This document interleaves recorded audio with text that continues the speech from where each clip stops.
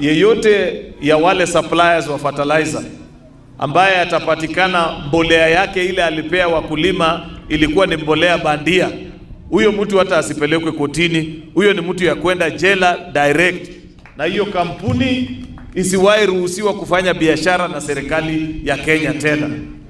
Huwezi kupatiwa tenda ya kusupply fertilizer ambaye itasaidia wakulima wetu. Wangepata chai mzuri, mahindi, alafu wewe unaleta mbolea ambaye wananchi kidogo hawaamini. There are those scrupulous people, dealers who are trying to bring in or to sneak in some of the fertilizers which are not actually to the standard of KEBS. I know you are going to work on that. Farmers, we have a stable government.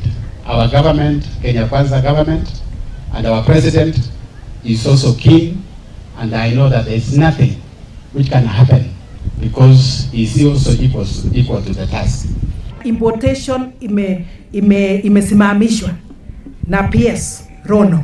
So hii tunaenda kununua ile imewekwa kwa stations pahali tunatoa, hiyo ni sawa. Kwa hivyo wenye wanaendelea kupanda, muende kutafuta hiyo fertilizer, mununue mahindi na mupande.